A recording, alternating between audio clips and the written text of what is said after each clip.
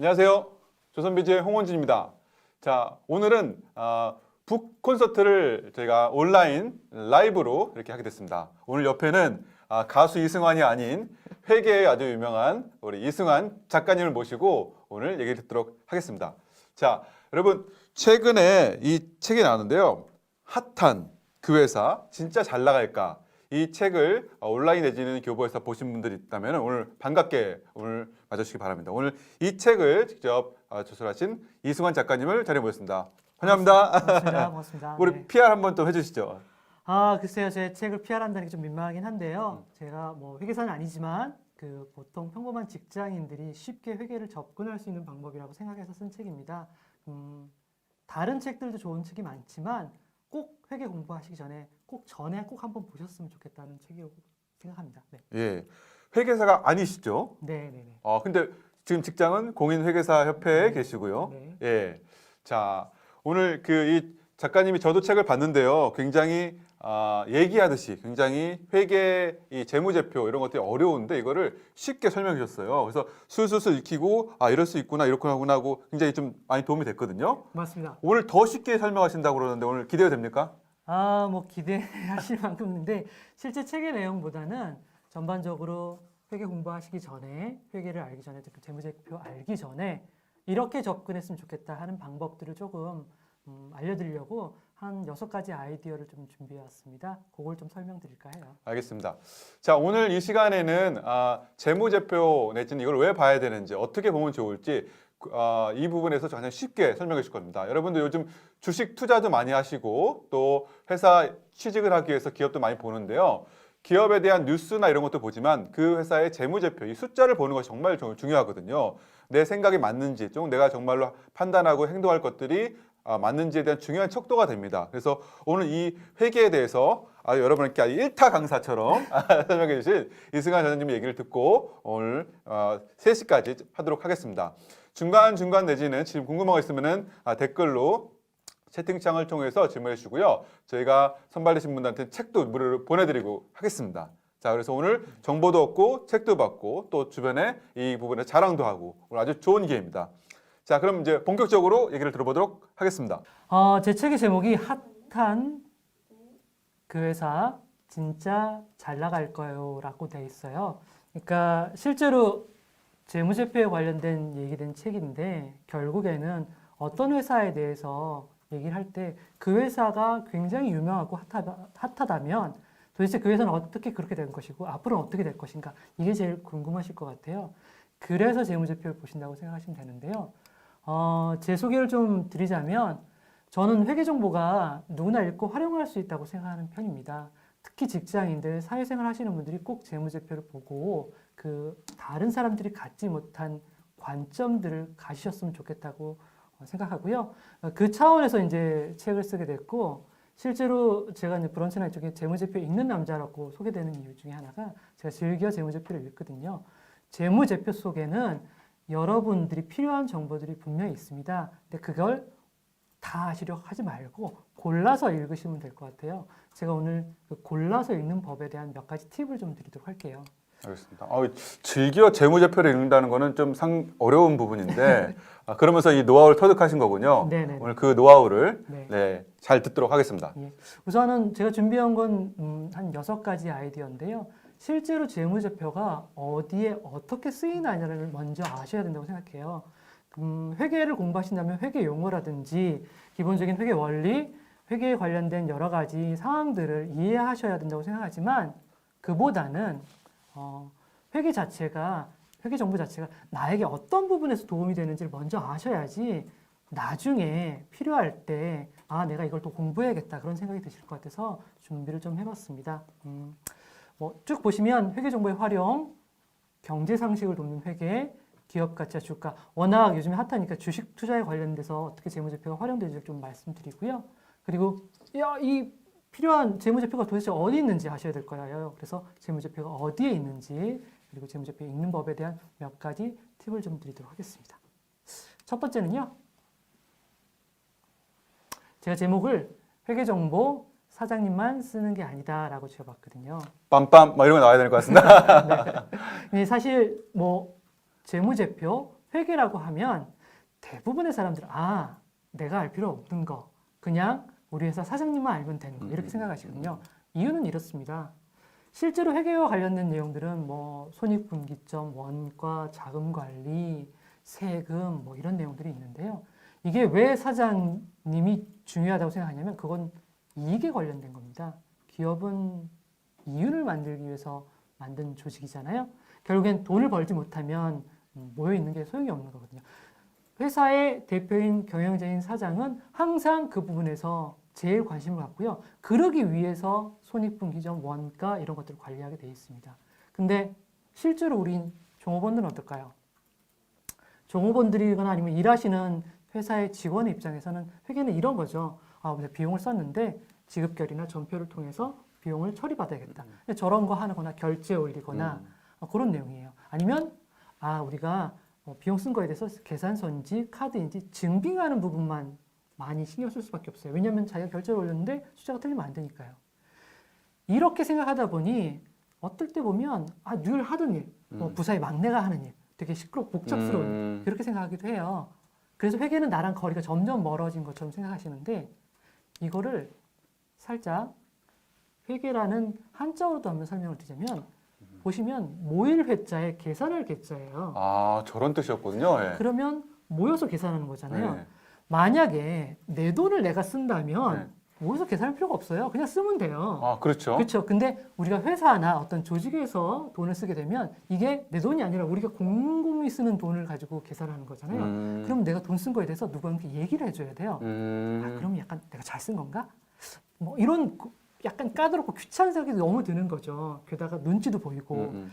그래서 회계라는 성격 자체에서 느끼는 감정이 귀찮고 재미없고 나랑 거리가 먼 것 이렇게 생각하시는 것 같은데 절대 그렇지 않습니다. 회계가 여러분, 특히 저는 첫 번째 챕터에서는 직장인 여러분에게 굉장히 중요하고 의미 있는 정보라는 사실을 좀 알려드릴까 해요. 보시면 이렇습니다. 원래 회계라는 게 기본적으로 어떤 경영자일 경우에는 미래벽까지 비전 뭐 이런 걸 생각하지만 각 단위에 다시 말해서 직급이 올라가면 올라갈수록 재무 정보나 회계 정보가 좀 다르게 쓰이게 해요. 예를 들면 뭐 실무자면 사업계획서 KPI 뭐 이런 거랑 연결이 되고요.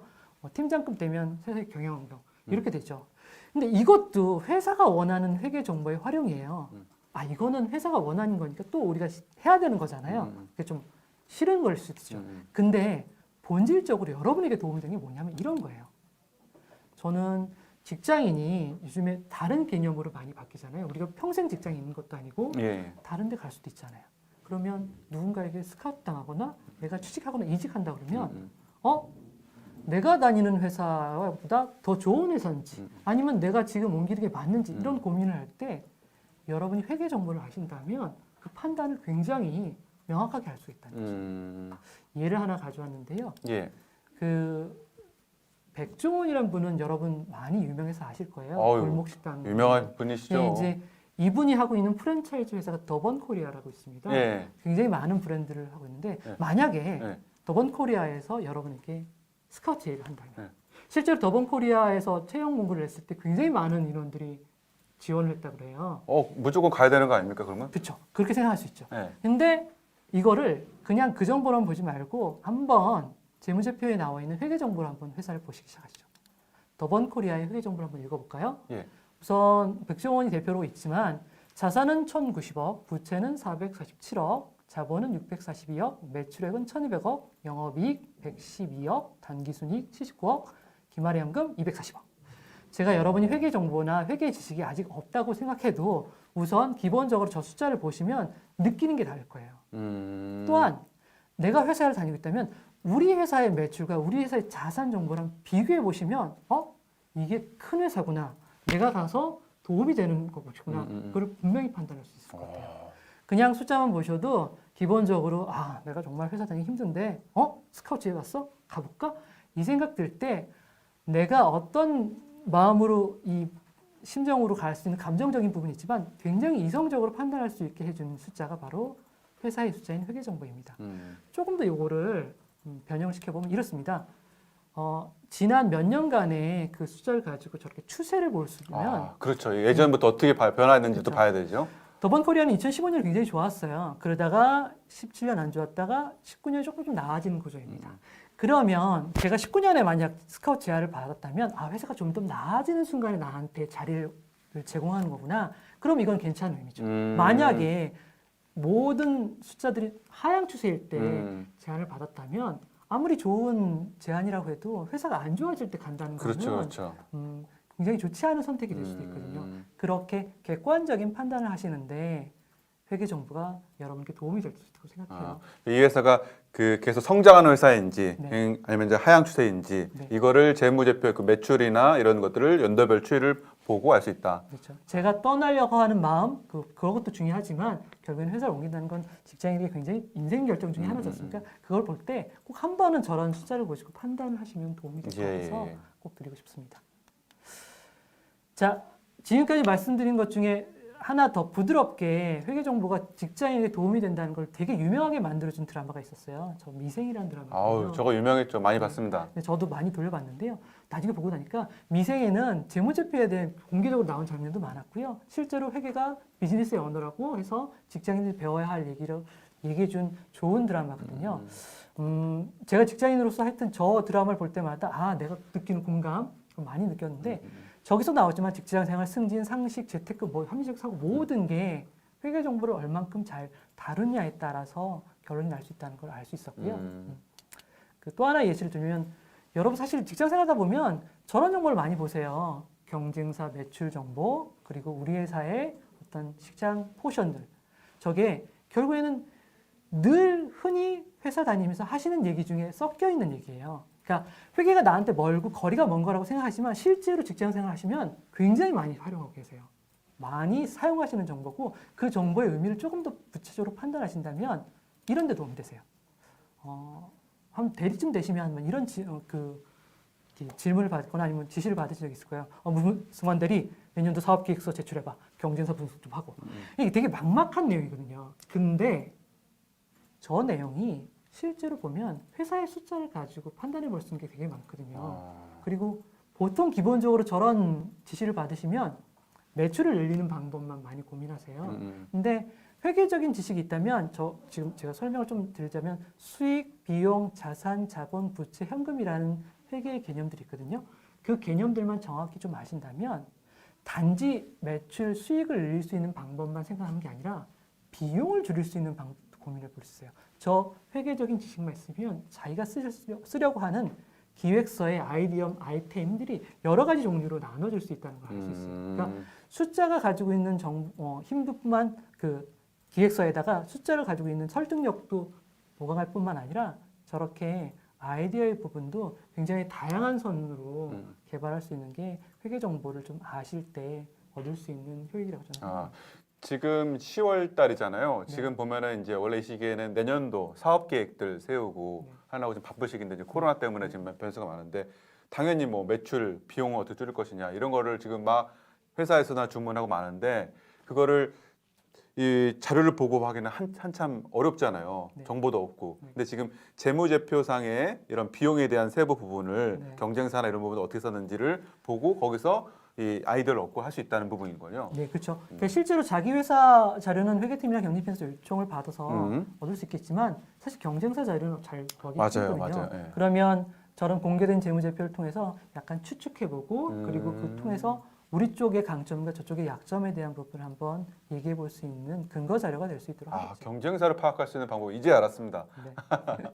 그리고요, 제가 결국에는 저 피터 드러크라는 분이 이제 이 얘기를 했거든요. 숫자로 경영하라. 그러니까 측정할 수 없는 거에 대해서는 매니지먼트 할 수 없다는 얘기지만 저 얘기는 되게 경영자들한테 주는 말처럼 느끼지만 저는 오히려 직장 생활하고 계시는 사회인들한테 드리고 싶어요.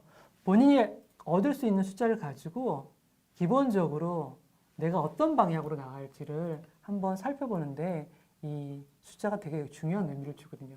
특히 제가 재무제표라는 걸 저는 회사의 숫자라고 표현하거든요. 회사 생활 하시면 회사의 숫자에 익숙해지셔야 되고 회사의 숫자에 좀 더 가까워지셔야 돼요. 그래야지만 그 회사가 원하는 방향도 알 수 있고 내가 그 회사에서 뭘 할 수 있는지도 분명히 판단할 수 있다고 생각해요. 첫 번째 시간입니다. 성공의 척도가 숫자를 알아야 된다고 많이 들었습니다. 네. 근데 이제 숫자가 이제 재무제표를 하는 순간부터 머리가 아파지는 거죠. 네, 예. 그렇죠, 그렇죠. 돈을 많이 버는 숫자는 알겠는데 이거 안다고 싶었는데 오늘 이 시간에 오늘 차근차근 하나씩 배울 수가 있겠군요. 네네. 예. 뭐 두 번째 얘기는 이 경제 상식을 돕는 회계라고 회계 렌즈로 보면 경제가 달라 보인다. 뉴스를 읽게 만든 재무제표라는 표현을 써봤는데요.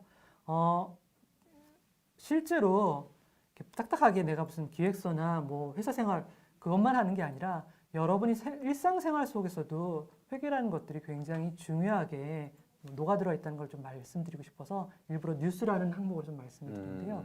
근데 이제 뉴스에 회계가 많이 나온다 이런 얘기가 아니라 그 안에 있는 개념들을 이해하시면 뉴스가 새롭게 보인다는 걸 좀 말씀드리고 싶어요. 예화는 이런 겁니다.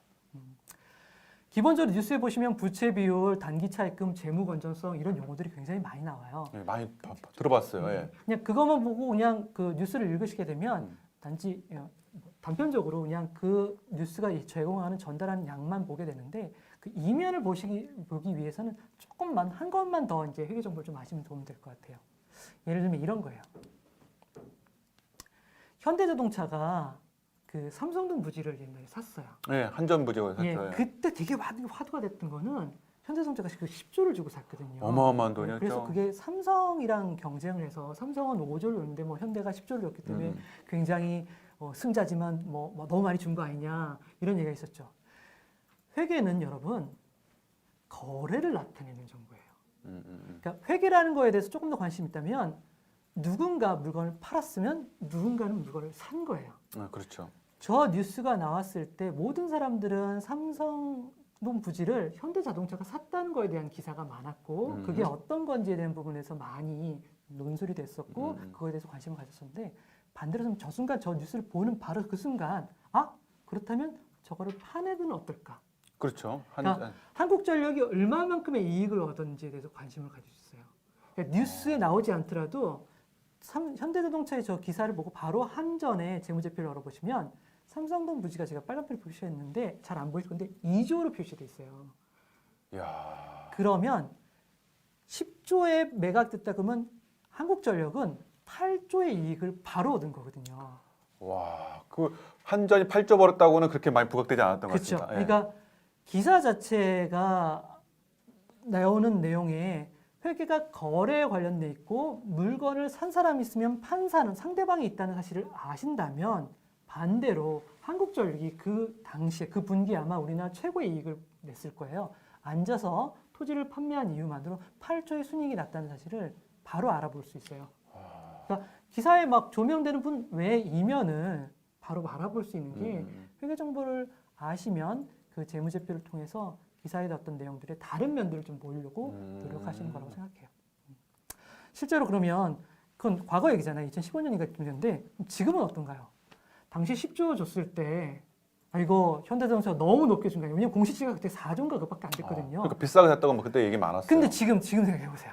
그 부지를 지금 제가 100몇 층 되는 그 짓겠다고 기사가 난 걸 봤어요. 예. 그럼 또 다른 생각이 들죠. 그 현대자동차의 또 재무제표를 보시면 그 부지의 유형 자산이 얼만큼 되어 있는지 지금 현대자동차가 나눠서 샀기 때문에 한 5조 정도로 지금 포션이 되어 있거든요. 현대그룹이 좀 나눠서 샀기 때문에 현대자동차만은 5조 정도의 가치를 저 부지에 대한 그 가치를 갖고 있습니다. 근데 저게 개발됐을 경우에 현대자동차는 또 5조짜리의 유형 자산이 달라지겠죠. 개발된 지엔 저는 5조짜리 건물은 아닐 거잖아요. 그렇죠. 더 비싸겠죠. 크게 되는 문제가 있을 거고 더 크게 되는 방향점이 생길 거예요. 그거에 대한 예측을 해보시면 또 다른 생각이 들게 됐죠. 예전엔 비싸게 주고 산 줄 알았더니 지금은 엄청난 가치에 되는 유형자산이나 투자부동산이 될 수 있겠구나. 그렇죠. 그렇죠. 근데 저거는 기사에 잘 안 나요. 그렇지만 여러분은 저 재무제표를 보심으로써 저게 지금 얼마큼의 가치로 돼 있고 향후에 어떨 거라고 생각인지 생각해 볼 수 있다는 거죠. 그게 회계정보가 가지고 있는 뉴스에 도움을 주는 점이라고 생각합니다. 간단한 예를 몇 가지 또 드릴게요. 책에서 썼는데 이 배달의 민족이라는 회사가 5조에 매각이 된다는 뉴스가 난 적이 있었어요. 뭐 계속 5조는 뭐 그냥 껌값처럼 얘기 나오네요. 네, 요즘 조 단위가 너무 심해져가지고 옛날 아치는 그냥 안데 네. 좀 그래요. 그렇긴 한데 저것도 좀 생각을 해볼 본 적이 있었어요. 당시에 기사가 났을 때 저기 이제 외국계 그 사모펀드에서 배달의 민족을 5조로 평가했던 거지 실제 가치가 5조라는 얘기는 아니었거든요. 아, 예, 그렇죠. 네, 그 평가에 대한 내용이 5조였다는 기사를 보고 와 그리고 배달의 민족이 뭐 독일계로 왔기 때문에 뭐 저기 뭐죠? 게르만 민족이 됐는 뭐 이런 얘기들을 우리는 서랑서랑 얘기하지만 네. 굉장히 객관적으로 배달의 민족에 관계되거나 이해관계자라면 이 회사가 실제로 어떤 정도의 가치가 있고 그게 어떻게 평가됐는지를 확인해 보는 게 중요합니다. 그렇죠. 예. 제가 지금 저도 잘 안 보이는데 한 그때 3천억, 5천억 정도의 매출액이 있던 회사예요. 실제 그 전년도보다 매출액이 굉장히 늘었기 때문에 향후에 매출이 늘 거라는 그 현금 흐름이 좋아질 거라는 가치와 평가가 높아져서 배달의 민족을 5조 정도 봤는데 이거는 샀던 사모펀드의 평가이지 실제로 그 회사의 실제 가치는 그거보다 덜할 수도 있거든요. 그런 현실적인 생각들을 해볼 수 있는 게 도움이 될 것 같아요.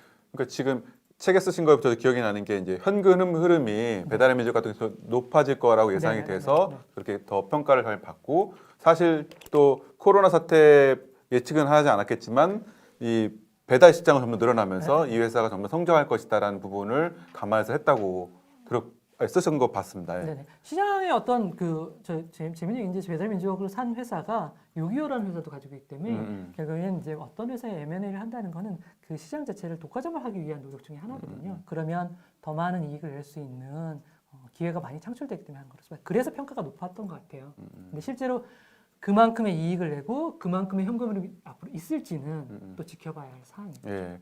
그러니까 저희는 지금 기사나 내용들을 보고 지금 얘기하는 게 아니라 지금 우리 작가님은 재무제표에 있는 그 현금 매출의 이 현금 흐름 이런 수치를 보고 그렇게 판단을 하고 예측을 해보시는 부분인 거죠. 비교해 보시는 것도 도움이 된다고 생각합니다. 예. 자, 다음은 쿠팡이라는 건데요. 쿠팡도 그냥 짧게 말씀드릴게요. 쿠팡 자체가 지금 뭐 굉장히 나아지고 있고 이렇게 변망하지만 실제로는 아직도 부채가 3조 정도 있고요. 그리고 작년엔 마이너스 1조의 영업 손실을 냈었고요. 19년에는 7천억 정도 냈죠. 아직도 적자를 내고 있는 회사이기 때문에 이 회사에 대해서 굉장히 좋은 전망도 있지만 냉정하게 바라봐야 할 부분도 있다는 걸 좀 말씀드리고 싶고요.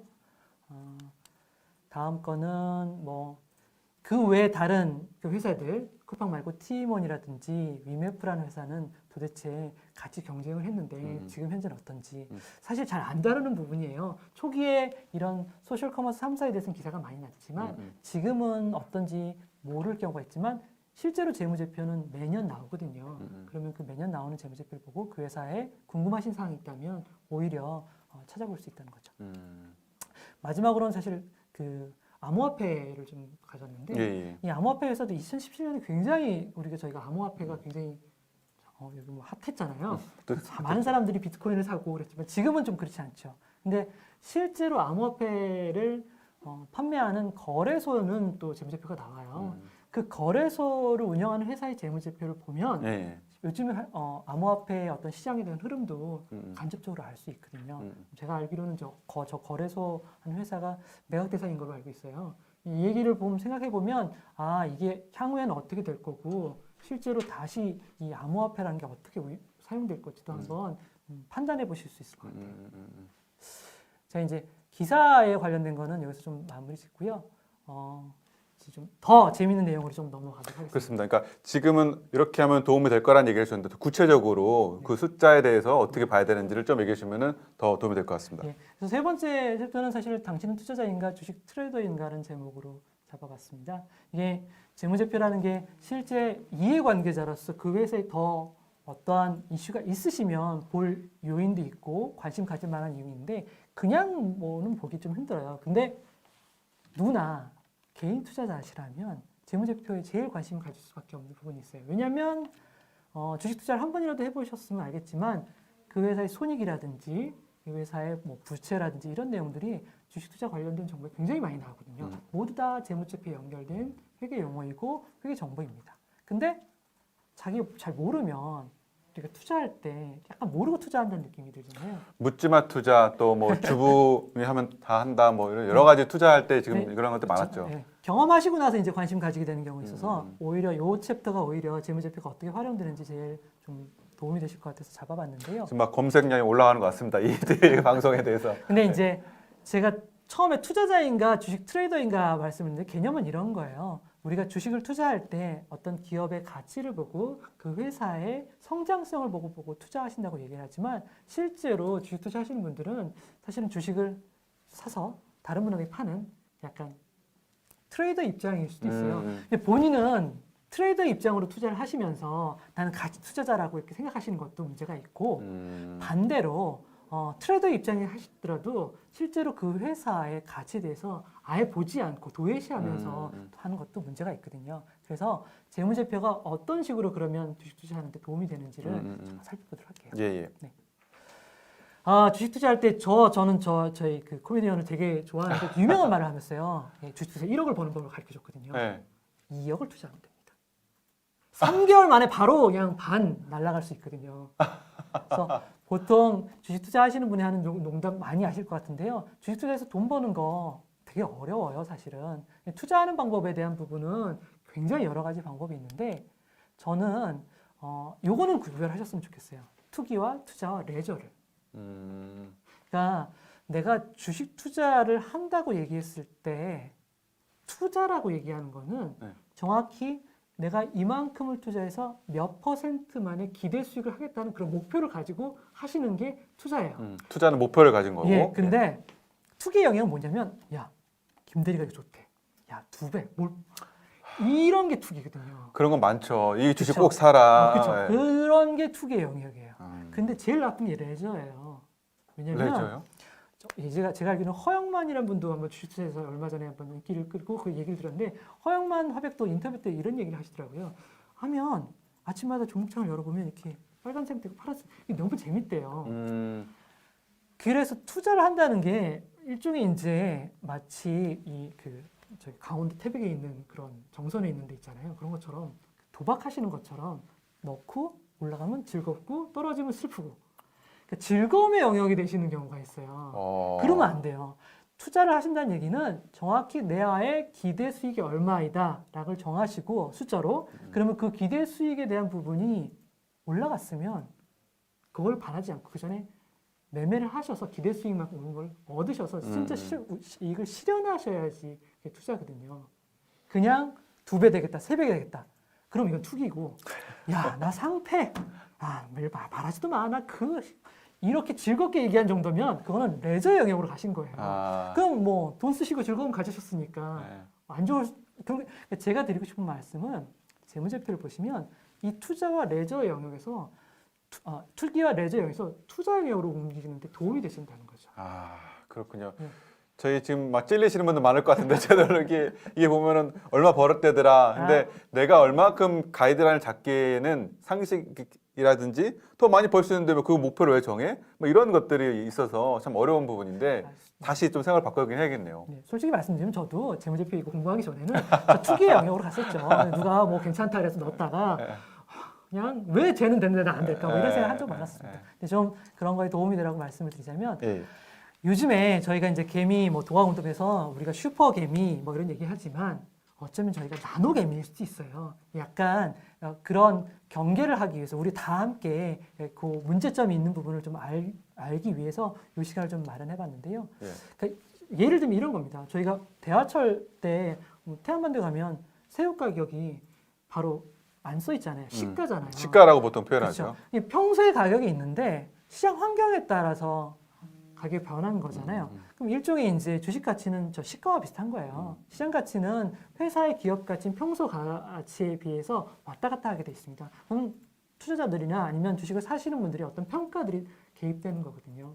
그러면 내가 주식을 사는 데 있어 저 가운데 이 평소의 가격, 기업의 가치가 얼마인지는 알고 가야 되는 거죠.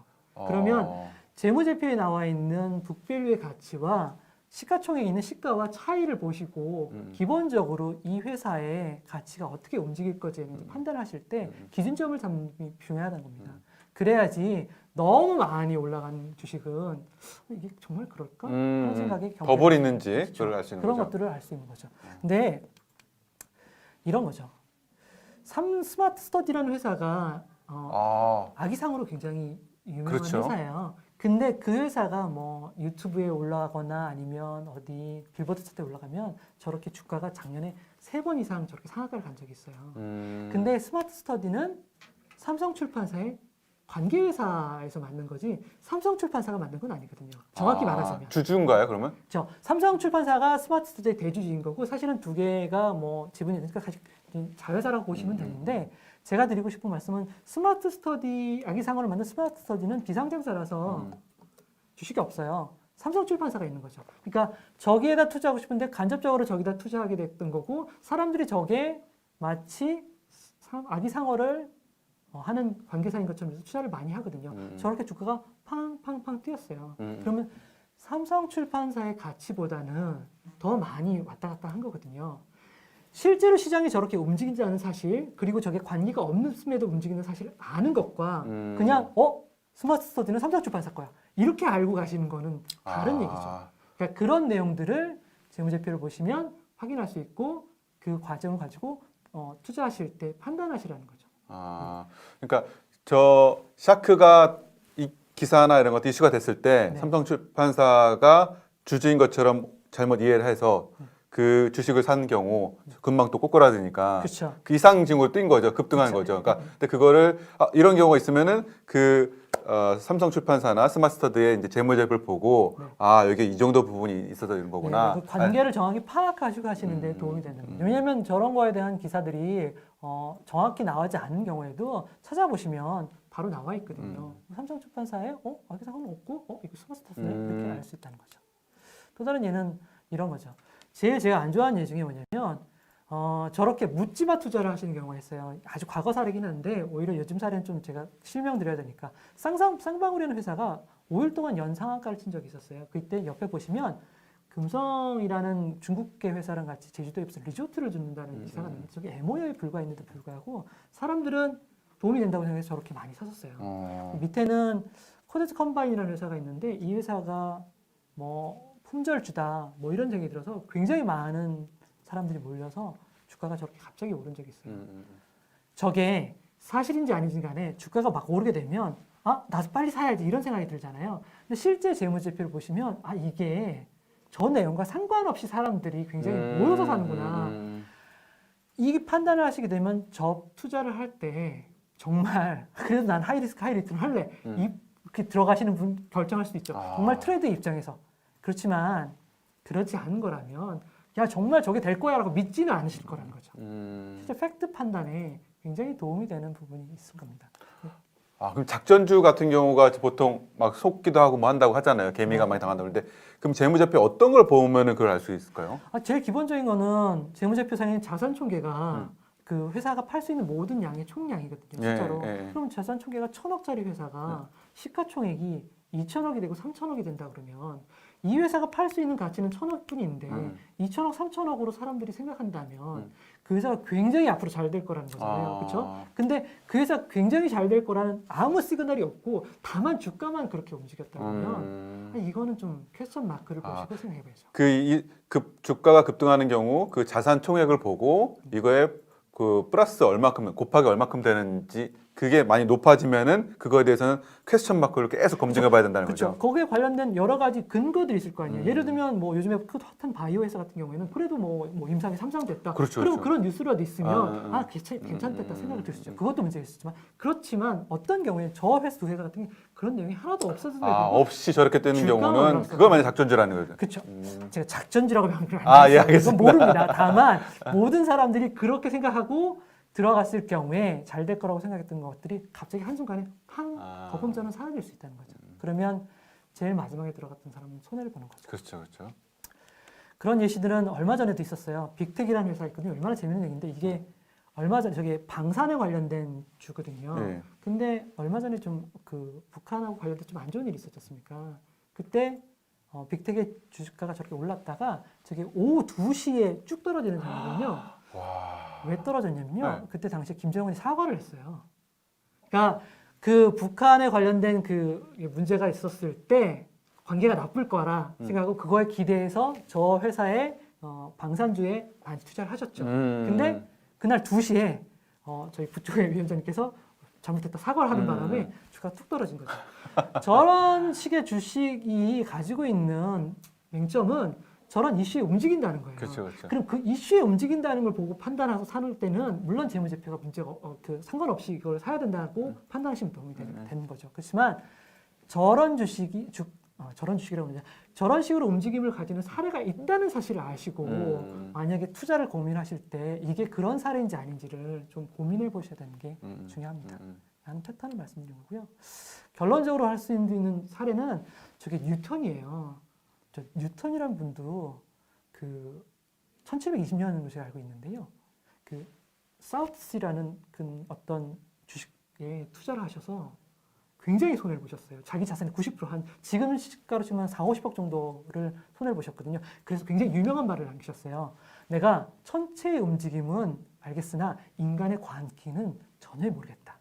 와, 아이작 뉴턴이 주식 투자를 했다는 사실도 오늘 새로 알았는데 실패를 했다는 걸 보고 야, 지금 돈 따시는 분들 그러면 대단하신 거네요. 예, 뭐 제가 보기에는 아이작 뉴턴도 아마 재무제표 보진 않으셨을 것 같은데요. 재미있는 사실은 처음에는 4배 정도 수익을 보셨대요. 뭐 별다르지 않네요, 뉴턴하고. 그러다가 두 번째 투자를 하셨는데 또 오를 거예요. 그러다 보니 자기 자산을 다 넣은 거예요. 고점에 샀다 그러다가 뚝 떨어져가지고 결국에는 거의 그 가지고 계신 자산을 거의 다 날리시게 된 케이스라고 폭망이네, 폭망. 그렇게 되셨어요. 그래서 뉴턴이 저런 명언을 하셨는데 그만큼의 가지고 있는 인사이트가 있는 거죠.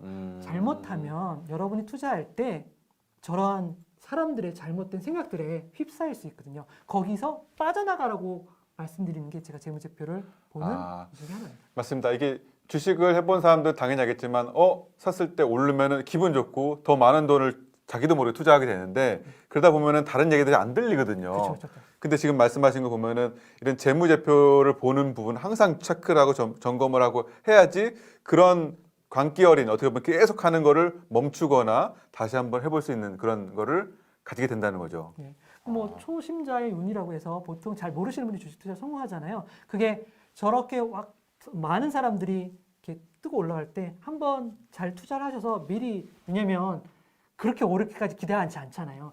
먼저 조금만 이익을 보시면 바로 빼시잖아요. 그런 분들은. 그럼 당연히 이익이 나죠.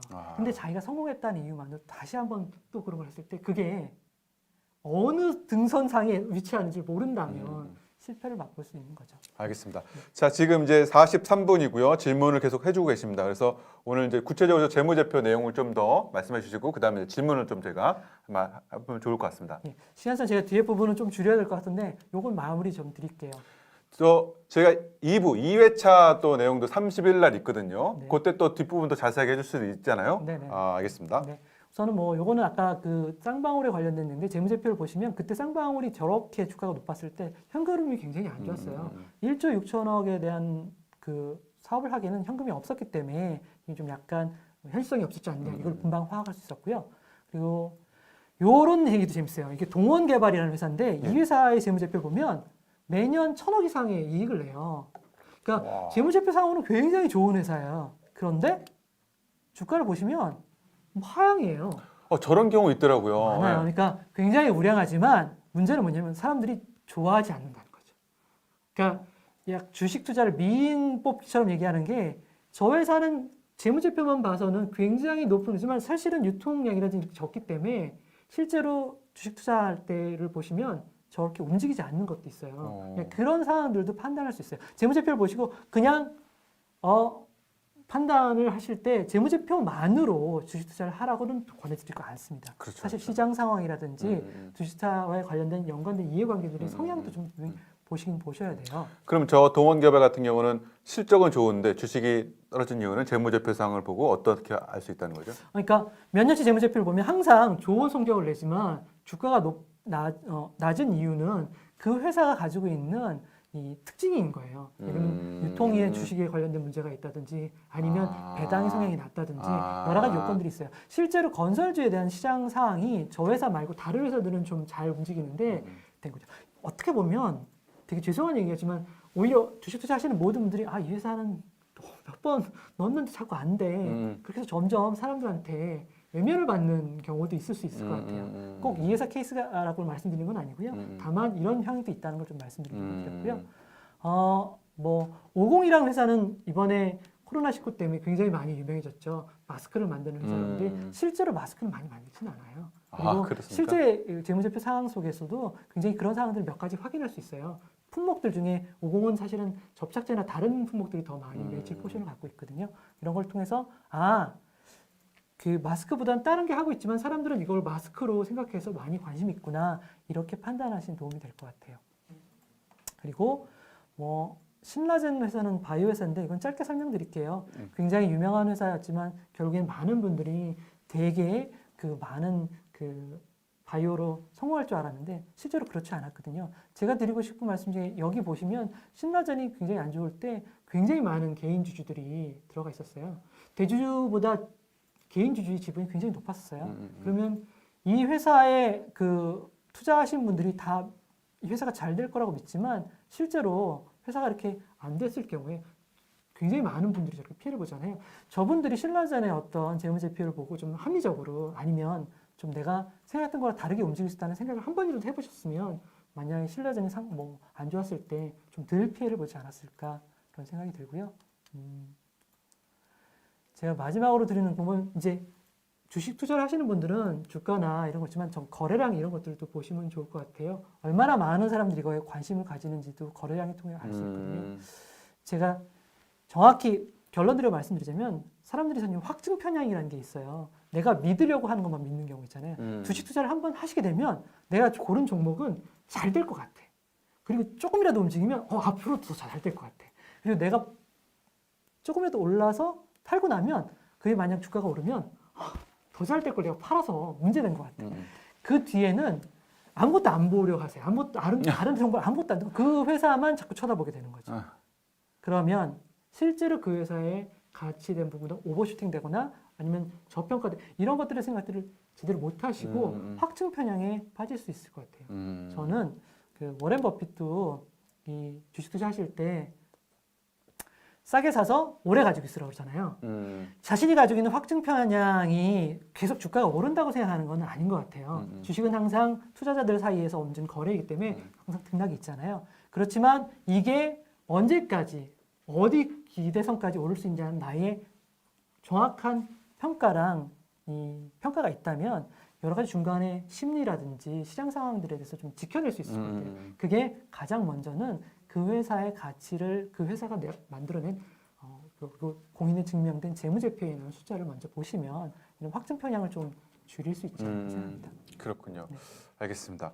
자, 보시면 뭐 사전 질문도 많았고요. 또 현장에서도 많은데 자, 이 정도까지 지금 이제 요 재무제표 저희가 주식을 어떻게 하는지에 대한 내용을 오늘 설명하는 게 아니라 이 재무제표를 어떻게 이 회계를 어떻게 알아야 되고 또 아니면 어떤 점이 좋은지를 좀 얘기하는데 자연스럽게 투자할 때 정말로 중요한 척도가 되는 부분을 많이 말씀해 주셨습니다.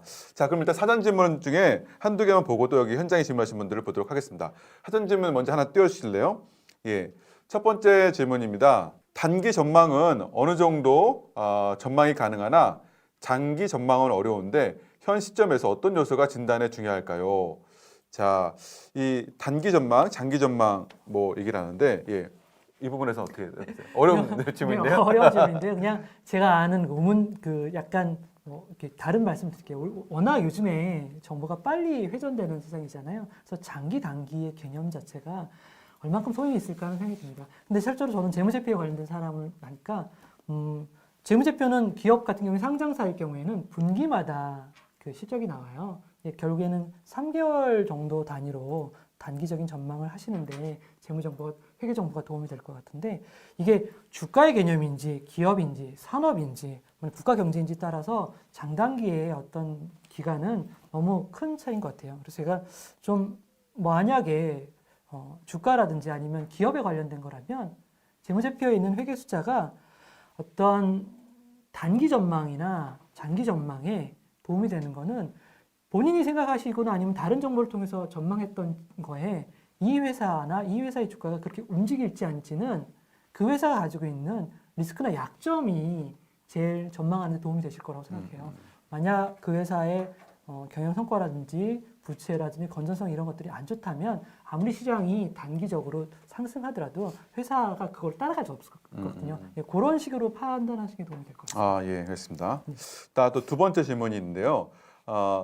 기업 투자 시 재무제표만을 보고 판단할 수 있을까요? 직관에 맡기는 경우도 많지 않을까요?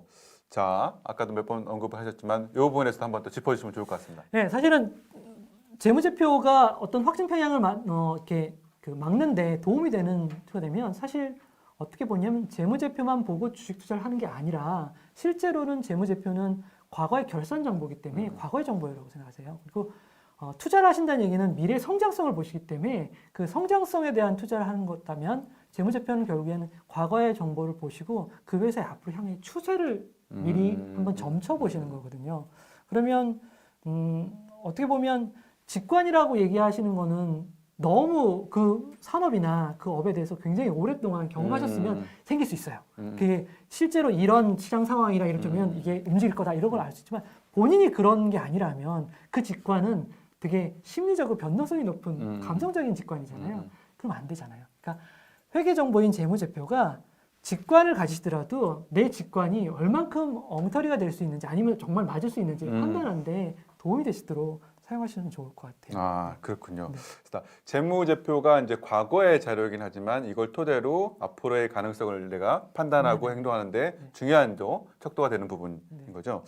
자, 그다음에 또 이제 여러 쿠팡, 아마존에 대한 뭐 사업 방향도 있는데 이거는 또 이쪽 사업 강의 아니니까 이런 질문보다는 건강한 기업을 분별하는 법에 대해 알려주세요. 이거는 이제 재무제표를 보면서 이 필요한 부분인 것 같은데 이건 어떻게 하면 좋을지 한번 좀 말씀해 주십시오. 오늘 이 시간은 사실 회계 지식을 많이 알려드리는 것보다 접근성과 방향성에 대해서 말씀드리는데 그 재무제표를 실제로 보시게 되면 건강하다는 거는 그런 거잖아요. 수익을 잘 내고 그리고 자산 건전성이 높은 건데 이 구체적인 지표보다는 반대로 말씀을 드릴게요.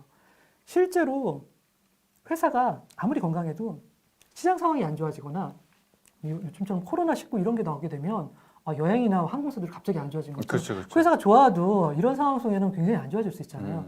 오히려 그러니까 안 좋은 기업을 골라내는 지표를 먼저 보시는 게 좋을 것 같아요. 그러니까 제가 구체적인 좀 말씀드리자면 재무제표상에 뭐 되게 구체적인 디테일 이런 것까지 아시면 좋을 것 같아요. 재고자산이나 매출채권 이게 나중에 한번 공부해 보시면 그게 그 회사가 가지고 있는 재고자산과 매출채권에 대한 정보가 재무제표, 재무상태표에 나오거든요. 이게 매년 평균치보다 늘어난다. 만약에 시장 상황이나 이런 것도 좋고 경쟁 상황 이런 거 다 좋은데 내가 보는 회사만 그렇다. 그럼 그게 그 회사가 그걸 잘 못 팔고 창고에 쌓이거나 자금 학습이 잘 안 된다는 증거잖아요. 그런 숫자를 보고 이 회사가 안 좋아지구나, 안 좋아지는 시그널이구나 보실 수 있고요. 현금 흐름도 마찬가지예요. 기말에 가지고 있는 현금이 얼만큼 있었었는데 늘 뭐 100억씩 가지고 있었는데 올해는 갑자기 50억밖에 안 돼요. 늘 가지고 있고 수준을 유지해야 되는 현금 흐름이 안 맞다면 그것도 안 좋아지는 시그널이고요. 그리고 아까도 말씀드린 대주주나 뭐 이런 그 회사 사명 이런 것들이 자꾸 변경되는 회사들 이런 것들이 재무제표 보시면 회사가 자꾸 변경되면 그걸 공시하게 돼 있거든요. 그것도 하나의 시그널을 또 볼 수 있을 것 같아요. 그러니까 안 좋아지는 회사의 특징들을 조금 더 공부하셔서 내가 보고 괜찮다고 하는 회사가 이런 특징들이 있으면 그 회사를 좀 이렇게 건강하지 않은 회사로 판단하시는 게 나을 것 같습니다. 그렇죠. 이 방송하기 전에도 나눴지만 저도 재무제표, 현금흐름표 이런 거 배우기 참 어려웠거든요. 포기하고 말았는데 이게 이 작가님의 접근법은 내가 정말로 이 회사 여기 한번 투자하고 싶어, 알아보고 싶어 할 때 뉴스 말고는 볼 게 없잖아요. 네네네. 근데 재무제표를 보려고 하더니 잘 모르겠어. 근데 요거 항목을 보면은 한 번은 어떤가 좀 해석할 수 있을 것 같아. 이런 식으로 구체적인 나에 관계된 것부터 접근을 해서 이걸 파악하면은 재무제표나 이거에 대해서는 좀 더 쉽게 빨리 배울 수 있다는 부분을 말씀하셔서 되게 와닿았거든요. 지금 말씀하신 것처럼 건강한 기업을 본다 하는 것들은 안 좋은 기업들, 그러니까 재고가 많다든가 현금흐름이 갑자기 줄어들다든가 이런 것들을 보고 판단할 수 있는 거죠. 전문가한테 물어보지 않더라도. 그러니까 그런 부분에서 여러분은 오늘 중요한 어떻게 보면 인사이트를 얻고 회계에 대해서 접근해 보시는 생각이 듣지 않을까 생각이 듭니다. 자, 그리고 또 이제 이런 질문도 있어요. 재무제표와 친근해지는 방법에는 무엇이 있나요? 그러니까 아까 뭐 재무제표를 즐겨 있는데 보통 사람들이 저도 그렇지만 재무제표 잘 안 보고 뭐 넷플릭스 영화를 보거나 아니면 또 재미난 걸 보거나 이렇게 하죠.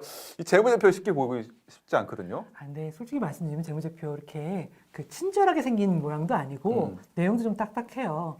근데 하나 아셔야 되는 게 하나 있어요. 내가 이거 회계정보 재무제표를 알면 도움이 된다고 생각이 드셨어요. 근데 공부를 하고 막상 책을 읽으시면 여기서부터 끝까지 내가 다 봐야지 이걸 볼 수 있겠다라고 생각이 들어서 공부를 하시다 보면 농담처럼 손익계산서까지만 칠 까맣고 나머지 뒤에는 하얀 경우가 많아요. 재미가 없어요. 근데 여러분이 관심 있는 거는 만약에 제가 아까 말씀드린 삼성전자라는 어떤 회사를 관심 있다. 그러면 내가 그 삼성전자의 부채 비율을 알고 싶다. 그럼 부채 비율에 대해서 개념을 아시는 것보다 삼성전자의 부채 비율을 아시는 게 중요해요. 그러면 삼성전자 재무제표를 열어가서 거기에 자산과 부채, 자본과 부채의 총계를 보시고 부채 비율을 한번 계산해 보는 게 오히려 더 회계 공부하는 데 도움이 돼요. 제가 드리는 친근해 줄 수 있는 방법은 실제 재무제표를 많이 보시는 게 도움이 되고요. 실제 재무제표가 나랑 관련돼 있는 재무제표라면 더 재밌어져요. 예를 들면 본인 회사, 다니는 회사, 우리 그리고 회사. 투자하는 회사. 투자하는 그러면 회사. 그래야지 그 회사 재무제표를 보고 내가 평소에 알고 있는 그 회사의 어떤 모양과 형태 그리고 알고 있는 정보들과 실제 그 회사가 재무제표에 나타냈던 숫자를 보고 비교해 보시면 이게 구체적으로 그 회계 지식이 나한테 들어오게 돼 있어요. 예를 들면 부채가 100억. 그런데 내가 우리 회사 다니는데 우리 회사가 빚이 이렇게 많았던가? 별로 없는 것 같은데? 근데 100억이래. 그 물어보면 어디에 있고 어디에 있대. 이렇게 부채가 어떤 의미를 가지고 있는지 파악하시면 그 부채가 어떤 식으로 회사에 영향을 미치는지 금세 파악할 수 있어요. 이거를 책에서 부채는 뭐 앞으로 갚아야 할 어떤 저쪽 뭐 유형의 자산 뭐 이렇게 공부하시면 오히려 더 기억이 안 남습니다. 알겠습니다. 오늘 많이 배우고 있습니다. 자, 저희가 2시 이제 5분에 시작했거든요. 그러면 제가 3시 5분까지 제가 하겠습니다. 왜냐하면 질문이 또 많이 있습니다. 제가 오늘 하겠다는 걸 다 못할 것 같은데. 그래서 오늘 준비하신 내용을 반절했고요. 이제 질문 여기 오늘 참석해서 이게 시간을 내서 또 들으시는 분들도 굉장히 또 연령대 있는 분이니까 그분 질문들 좀 많이 좀 소화하도록 하겠습니다. 자, 첫 번째 질문 와우탐님이 유튜브 채팅창에서 해주셨는데요. 더번의 경우 백종원 대표이사에 대한 집중도가 너무 높다 생각하는데요. 이에 대한 리스크를 어떻게 감안해야 될까요? 사실 저희가 이제 작가님들이 또 유통업계 전문가나 이런 건 아니지만, 근데 지금 말씀하시는 건 재무제표상에 봤을 때 이런 식의 인사이트 내지 이런 걸 할 수 있다는 부분을 말씀해 주시기 때문에 다 이런 질문들이 되게 많은 것 같아요. 네네. 개인적인 사견이니까 꼭 감안해서 드세요. 제가 백종원 대표 회사에 대해서 재무제표를 봤던 이유는 그분이 되게 유명하니까 그 회사를 사례를 들면 너무 재밌어서 이렇게 했던 건데 실제로 보니까 백종원 대표가 그 마리텔이라는 거를 했을 때가 2015년이었어요. 그것 때문에 더번코리아가 아마 프랜차이즈가 더 확장이 잘 됐나 봐요. 그래서 2015년이 굉장히 매출과 영업이익이 좋아요. 근데 마리텔 이후에 많이 이제 이런 식으로 좀 프랜차이즈가 늘었지만 그거에 대한 수익성이 개선되는 부분은 갑자기 확 늘어서 그렇지 좀 더 점진적으로 따라가야 되기 때문에 뚝 떨어진 것 같아요. 그렇지만 그 이후에 개선되고 있더라고요. 백종원 대표의 그 인지도가 회사의 평판에 도움이 되는 건 분명합니다. 그렇지만 실제로 그게 순수이익에 도움이 되는 거는 조금 천천히 가고 있는 걸로 저는 재무제표를 읽었어요. 그러니까 그걸 보면서 재밌었던 사항은 이분이 돼서 굉장히 확 올랐지만 그렇다고 해서 뚝 떨어지지만 이 뚝 떨어진 게 그렇다고 그 회사가 나빠서 떨어진 게 아니라 그 기저효과가 있고 이 향후에는 조금 점진적으로 나아지고 있구나라는 걸 느낄 수 있었고요. 백종원 대표가 이제 사실은 뭐 76% 지분을 가지고 있는 대표이다 보니까 스타 CEO가 가지고 있는 또 힘이 있지 않습니까? 그것 때문에 긍정적으로 볼 수 있는 부분도 있을 것 같긴 해요. 알겠습니다. 지금 얘기를 듣다 보니까 오늘 이 얘기 방송을 듣고 또 이 책을 읽으면서 배울 것 중에 하나가 이제 재무제표에 대해서 아는 부분도 있지만 내가 이 생각했던 부분들, 이 재무제표의 이 수치를 보고 내가 생각한 것들, 또 신문 기사에 나오는 것들을 검증해 보는. 현금으로 이렇게 됐으니까 이런 이유가 있겠구나. 이거 맞나 틀리나? 보니까 다른 전문가도 이런 얘기. 그럼 이게 맞구나. 나의 학습 능력이나 투자에 대한 이런 인사이트를 높이는 정말로 중요한 이 가이드를 해주는 책이네요. 되게 단순한 생각을 직관적으로 하시면 좋을 것 같게 회계 숫자에 나오신 보면 어떤 회사가 굉장히 안 좋다 그러는데 그 회사의 기말의 현금을 봤더니 뭐 수백억 있어요. 그러면 아무리 많은 사람들이 안 좋다고 얘기해도 현금 캐시가 이만큼 있는 회사가 뭔가의 어떤 해결책을 하려고 그 이왕 부채라든지 이런 것들을 놔두고 있는 거지 그렇게 문제가 되지 않겠나. 이렇게 직관적으로 좀 생각할 수 있는 부분들이 있다는 거죠. 예,였습니다. 오늘 이제 저도 이제 빠져들었습니다. 자, 또 두 번째 태오마 님께서 해주셨는데요.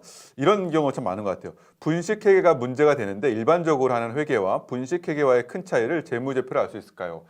자, 예전에 뭐 대우조선 해양 사태도 있었고 분식회계 하면서 기업에 이런 것들 조작해서 한다는 것들이 많았었는데 자, 요건 어떻게 알 수 있을까요? 그 실제로 언론이나 이런 쪽이 분식회계는 굉장히 많이 그 발표가 되고 그러다 보니까 많은 기업들이 분식회계를 하는 것처럼 약간 오해되는 경우인데 실제로 우리나라에 있는 모든 기업 중에 일부만 그 관련된 사항을 하게 되는 거죠. 근데 분식회계를 재무제표로 알 수 있냐? 이거는 좀 제가 뒤에 설명드리려고 했던 사항이 되는데 재무정보는 저희가 간접적으로 알 수 있는 기업의 그 재무 상황을 알 수 있는 정보예요. 실제로는 관리회계 영역으로 보통 어떤 회사가 관리하는 굉장히 다른 더 정밀한 숫자가 있습니다.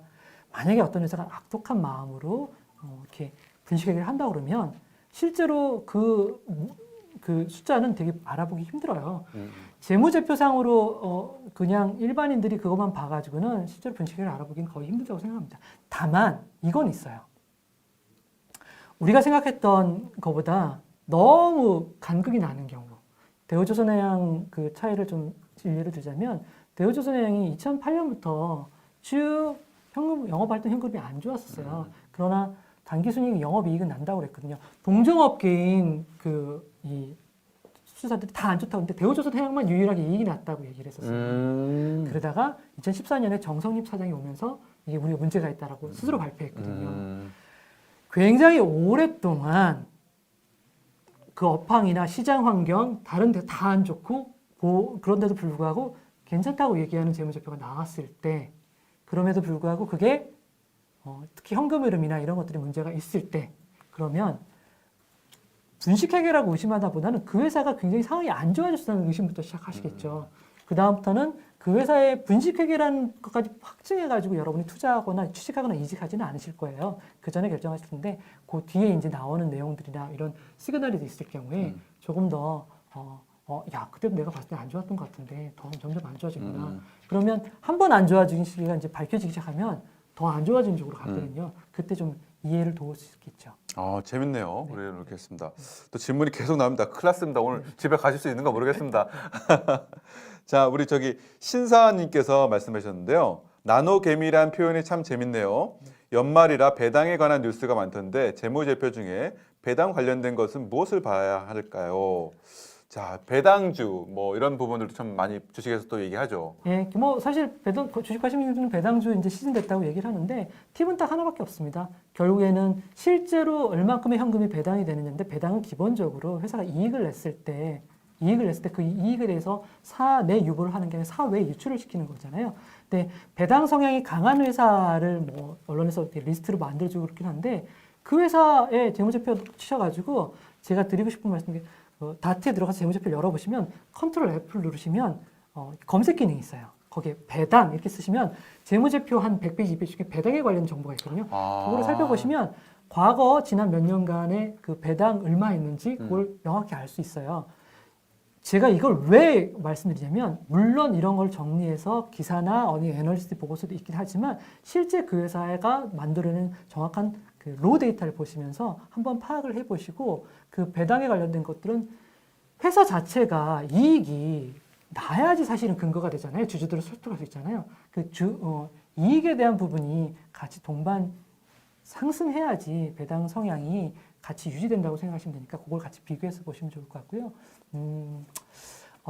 다른 식으로 말씀드리면 배당에 관련된 것들은 또 회사에서 결정하는 상황이니까 그 과거의 자료 말고 다르게 결정될 수도 있어요. 그러니까 꼭 그 주변 전후 사정에 대한 어떤 정보들을 좀 탐색하셔야 될 것 같아요. 알겠습니다.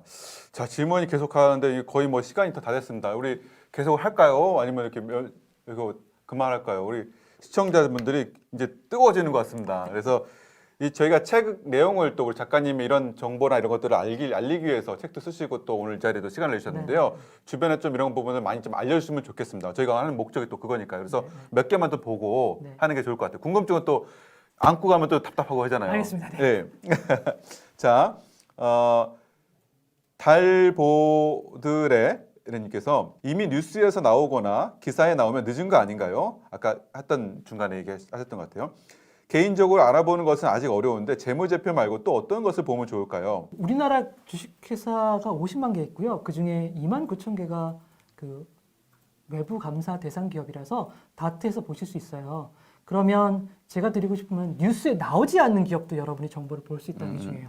게다가 상장사는 2,300개 정도 되는데요. 2,300개 상장사가 투자 대상이지만 그 투자 대상의 정보가 모든 언론사에서 다루진 않거든요. 근데 내가 투자한 회사의 정보가 지금 당장 알고 싶거나 아니면 좀 더 알고 싶으면 재무제표를 통해서 뉴스에 안 나온 정보도 검색해 볼 수 있는데 하나 팁 중에 하나는 재무제표는 재무 상황에 대한 거기 때문에 주석사항에 굉장히 구체적으로 알아야 할 사항들을 표시하게 돼 있어요. 그래서 아까 말씀드린 검색을 통해서 궁금하신 사항을 한번 스크린 검색을 해보실 수도 있고요. 또 상장사일 경우에는 사업보고서라고 분기마다 내고 있는 재무제표에 더 추가적으로 더 구체적인 자료들을 함께 내고 있거든요. 그 두 개의 자료에 검색을 하셔서 원하시는 정보가 있으면 정보를 얻게 되시는 거고 없으면 사실 거기도 없는 거니까 사실은 이 정보는 알아내기 어렵구나 정도 이해하시면 될 거예요. 알겠습니다.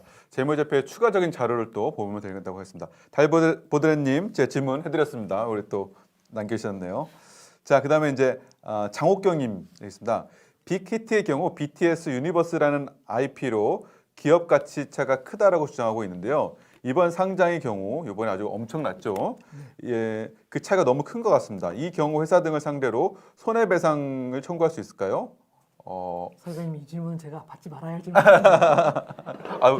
벌써 여기도 놀랐습니다. 제가 솔직히 말씀드릴게요.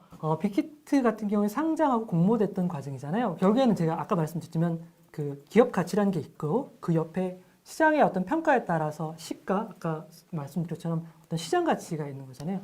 시장의 평가는 이 회사가 굉장히 미래적으로 어떤 가치가 있다고 판단했던 것들에 대한 결과이거든요. 그게 우리가 생각하지 않는 부분으로 흐를 수도 있다는 사실도 아셔야 되고요. 투자하실 때는 그 부분을 꼭 감안하셔야 되고 그리고 지금 주신 질문은 제가 좀 답변 드리기에는 좀 그렇죠. 예, 맞습니다. 오늘 근데 재무제표라니까 모든 걸 다 아시는 것 같아서 다 물어보는 것 같은. 그렇지 않습니다. 근데 여러분도 이런 관점을 이 책을 통해서 많이 배우실 것 같은 생각이 듭니다. 자, 남조님께서 하셨네요. 업종 상황에 따라 다르겠지만 최근 작성 당시 재무 상태표와 오체 범위는 어느 정도라 생각하시나요? 이게 어떻게 보면 주관적인 어떤 그 회사에서 작성하는 부분이고 또 뭐 어느 회계사 또 이걸 또 검증받겠지만 이 부분 어떻게 오차 범위를 어떻게 봐야 되나요? 재무상태표나 재무제표에 있는 것들을 투자하시는 분들은 그 오차 범위를 어떻게 보시냐면 하나 팁을 드리면 재무제표는 보통 두 개의 년치가 나오잖아요. 이게 전년 비교하라고 두 개가 나오는 게 아니에요. 지난해 매출과 올해 매출 그게 사실은 우리는 그 회계적으로 12월 말 선율 끊지만 회사의 사업이라는 게 매년 몇 년씩 돌아가는 거잖아요. 그래서 그거를 두 개를 합쳐서 평균치를 내기도 해요. 또는 어떤 경우에는 보수적으로 봐서 80%만 인정한다. 이렇게 얘기도 하거든요. 그러니까 말씀하신 것처럼 업종별, 산업별로 실제로 특징들이 다 있어요. 그래서 재무제표를 보시면서 판단하실 수 있는 거는 기본적으로 그 산업 업종에 대한 어떤 흐름에 대해서 숫자로 좀 판단하시고 본인이 가지고 있는 다른 정보나 인사이트를 통해서 재무제표를 그냥 그 숫자 그대로 보는 게 아니라 조금 다르게 보시는 관점까지 가시면 될 것 같아요. 실제로 오차가 있다라기보다는 회계 기준에 맞춰가지고 동일하게 비교할 수 있도록 만든 게 재무 회계 정보이거든요. 그러니까 그 기준에 맞춘 정보이기 때문에 사실 동일 비교가 되는 거고 오차가 없다는 가정으로 하는 건데 그걸 회사의 특징, 산업의 특징에 따라서는 약간 다르게 본인의 스스로의 어떤 기준에 따라서 보셔야 할 것들이 필요합니다. 알겠습니다. 자, 이제 시간이 지나서 이제 요 질문을 이제 마치고 또 마지막 이제 다음 회차 안내드리고 우리 작가님의 소감 한번 들고 마무리하도록 하겠습니다. 오늘 핫한 그 회사 여기 책 보이시죠? 오늘 아주 진짜 잘 나갈까? 잘 나가는지 재무제표를 통해서 알아볼 수 있는 방법을 이제 오늘 많은 사례와 또 질문을 통해서 알았고요. 자, 그래서 오늘 1회차 처음으로 제가 북콘스트 라이브로 했는데 많은 분들이 시청해 주시고 또 질문도 해줘서 굉장히 이제 즐겁게 또 이런 부분들을 배우고 또 아는 시간이었습니다.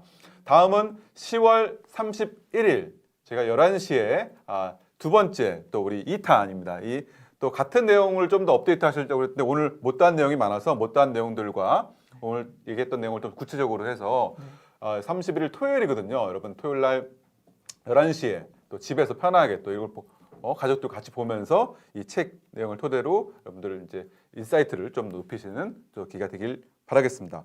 자, 그리고 오늘 질문에 선정되신 분들은 제가 채팅창에 나와 써주세요. 메일 주소로 본인의 연락처와 제가 제 출판사인 이 조선비즈 위클리비즈와 또 작가님 또 해서 질문하신 분들께 책을 보내드리고 했습니다. 그래서 오늘 연락처와 또 그 주소를 메일로 우리 채팅창에 있는 것 메일로 적어주시면은 제가 오늘 선정된 질문하신 분들은 그렇게 알려주시면은 제가 책을 보내드리도록 하겠습니다. 책을 받으시면은 여러분들 그 자기만의 페이스북이나 인스타에 한번 사진 찍어서 올리시고요. 또 이 책의 내용이 어떤지 또 이런 것들 좀 많이 포스팅해서 알려주시면 좋을 것 같습니다.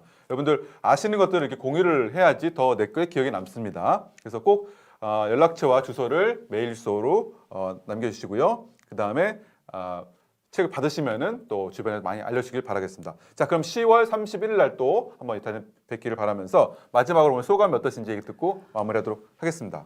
저도 처음으로 유튜브를 이렇게 생방송 해봐서 좀 많이 준비했던 걸 다 못 드려서 그런데 그냥 막 정리드리자면 직장인이나 아니면 주식 투자하시는 분들이 꼭 재무제표를 활용하셨으면 좋겠어요. 그래서 제가 세 가지 관점으로 어떤 식으로 활용했으면 좋겠다는 말씀을 드렸고 사실 후반부에는 그런 재무 정보나 회계 숫자가 그렇게 어려운 게 아니고 굉장히 무료로 볼 수 있고 누구나 찾아볼 수 있는 것 같기 때문에 거기서 골라서 정보를 찾기만 하면 그것만 아시면 특별히 회계 공부를 깊게 하지 않더라도 본인이 원하는 정보를 찾을 수 있다는 걸 좀 알려드리고 싶어서 뒤에 정보를 만들었고요.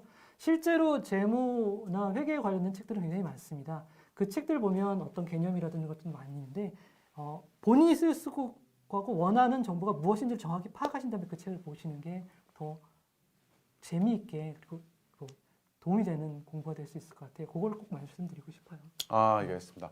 오늘 재무제표에 대해서 좀 즐겁게 볼 수 있는 방법을 했고요. 지금 댓글창에 여러분들 저희 콘텐츠 골뱅이 그 조선비즈.com 메일을 제가 좀 써주실래요? 그쪽으로 오늘 질문에 선정되신 분들은 본인의 연락처와 내용을 좀 보내주세요. 그러면 제가 보내드리도록 하겠습니다. 오늘 질문 선정하신 분들한테 책을 보내드리는 거예요. 여러분들 굉장히 오늘 개 탔습니다. 오늘 아주. 자, 그럼 이상으로 오늘 북콘서트 첫 번째 시간을 마치도록 하겠습니다. 함께해 주신 여러분 오늘 감사드리고 또 뵙겠습니다. 감사합니다. 맞습니다. 예, 고맙습니다. 고맙습니다.